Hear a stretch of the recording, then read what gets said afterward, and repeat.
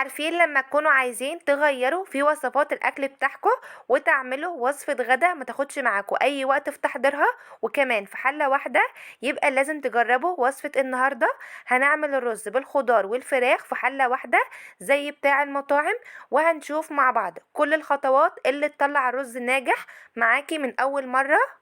نبدأ ونسمي الله ونشوف طريقة التحضير، بس يا ريت ندعم الفيديو بلايك والاشتراك في القناة. هنجهز اول حاجة تتبيلة الفراخ. معايا كيلو الا ربع من صدور الفراخ متقطعة زي البانيه، بس السمك بتاعها بيكون تخين شوية، ومغسولة كويس جدا، ولازم نصفيها من المية علشان التتبيلة تمسك فيها كويس. هنحتاج في التتبيلة كيس من خلطة المشاوي. هنفتح الكيس وهنفضي منه نصه، وهنزود عليه 3 معالق كبار من الزبادي ومعلقتين 2 كبار من الزيت، ونقلبهم مع بعض كويس. وبعد كده هننزل شرايح البانيه، ولو عندك وقت ممكن تسيبيها في التتبيلة شوية، ولو مستعجلة عليها ينفع تعمليها على طول. التتبيلة دي بتطعم الفراخ بسرعة، ولو مش عايزة تعمليها بالتتبيلة دي ينفع تعمليها بأي تتبيلة تانية زي الطماطم والفلفل والبصل. نضربهم في الخلاط ونصفيهم وناخد المية بتاعتهم، وبعد كده بنزود عليهم التوابل اللي احنا بنحبها، وبننزل فيها شرايح البانيه وبنسيبها تتبل شوية، وبعد كده بنكمل بقية الخطوات زي ما هنعمل دلوقتي. هسيب الفراخ في التتبيلة لمدة نص ساعة وبعدين نبدأ نجهزها. جريل على النار يسخن كويس جدا، على نار تكون عالية. هنزل فيه شوية من الزيت يسخنوا كويس معانا، وبعد كده هننزل عليها شرايح الفراخ ونسيبها على كل جنب لمدة دقيقة لغاية ما تتشمع، وبعدين نبدأ نطلعها.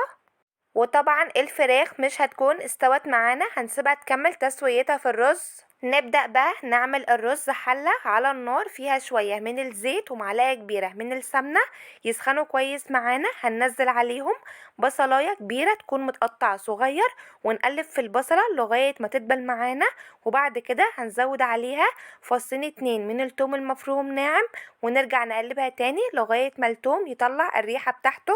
وبعدين نزود ربع كيلو من البسلة والجزر ونقلبهم لمدة دقيقتين علشان البسلة والجزر ياخدوا من ريحة الثوم والبصل.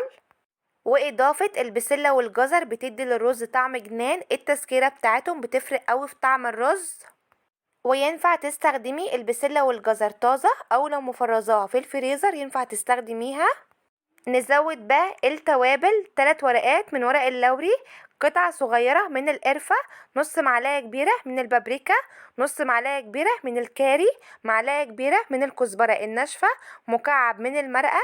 وهنقلب التوابل كويس مع الخضار علشان تتحمص وتطلع الريحة بتاعتها، وبعد كده هنزود معلقة كبيرة من بهارات الكبسة. واخر حاجة هزودها حبايتين 2 طماطم بشراها، ونص معلقة كبيرة من الملح.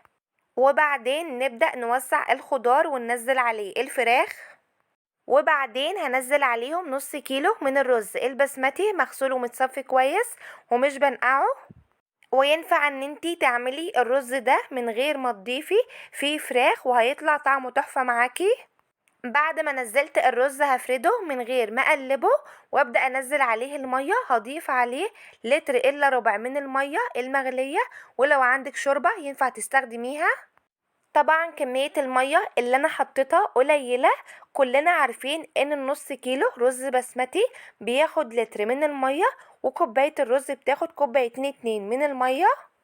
بس كمان الرز انواعه بتختلف، فيفضل ان احنا ما ننزلش بمقدار المية كلته مرة واحدة علشان الرز ما يجيش معانا بعد التسوية معجن. لو بتشتغلي بالكوباية يبقى هتشيلي ربع كوباية من المية، ولو بالكيلو يبقى هتشيلي ربع كيلو من المية، وهتنزلي بقية مقدار المية على الرز وهتسيبيه لغاية ما يشرب المية بتاعته. وبعد كده هتدوقيه، لو التسوية بتاعته مظبوطة هتوطي عليه النار وتسيبيه لغاية ما يتشمع. ولو حسيتي ان الرز لسه جامد معاكي هتزوديه بقية مقدار المية وتوطي عليه النار وتسيبيه يكمل التسوية براحته. والحقيقة ان دي افضل طريقة لتسوية الرز البسمتي. نشوف بقى الرز بعد ما حطيت له الميه بسيبه على نار تكون عاليه لغايه ما يشرب كل كميه الميه، وبعدين بنشوف التسويه بتاعته. والحقيقه ان الرز كان لسه محتاج شويه من الميه، فانا زودت له شويه من الميه، وبعدين هوطي عليه النار واسيبه لمده ربع ساعه او تلت ساعه يكمل التسويه بتاعته. وده كده شكل الرز بعد ما استوى. نفضيه ونشوف الشكل بتاعه والتسويه بتاعته. شايفين هو قد ايه الشكل بتاعه يفتح النفس، بجد حلو قوي، لازم تجربوه. وكل حاجة فيه واخدة تسوية مظبوطة جدا وطعمها يجنن. هنتكلم على شوية بدايل في الوصفة دي. بالنسبة للرز البسمتي ينفع ان احنا نستبدله برز مصري ونمشي بنفس الخطوات، بس هنقلل مقدار المية. وبالنسبة للفراخ ينفع ان احنا نستبدلها بأي قطع فراخ متوفرة عندنا. وبالنسبة للتتبيلة زي ما قلتلكوا ينفع ان احنا نغيرها. شفتوا بقى الفراخ قد ايه مستويه كويس، والتتبيله بتاعتها طعمها حلو قوي مع طعم الرز، واخده طعم بجد حلو جدا. وبالنسبه للرز مش محتاج ان انا اتكلم عليه، باين عليه هو قد ايه مستوي كويس ومفلفل وطعمه وريحته تجنن. ومن نص كيلو رز بسمتي وكيلو الا ربع من صدور الفراخ عملنا صينيه غدا بطعم وريحه حلوه جدا تكفي العيله كلها، وما بتاخدش اي وقت خالص في تحضيرها. جربوها ان شاء الله تعجبكم. وبس كده نكون خلصنا فيديو النهارده. اتمنى ان الفيديو يكون نال اعجابكم واستفدتوا منه. ويا ريت لو الفيديو عجبكم ما ننساش اللايك للفيديو والاشتراك في القناه وتفعيل زر الجرس على كلمه الكل علشان يوصل لكم اشعارات بكل وصفاتي الجديده.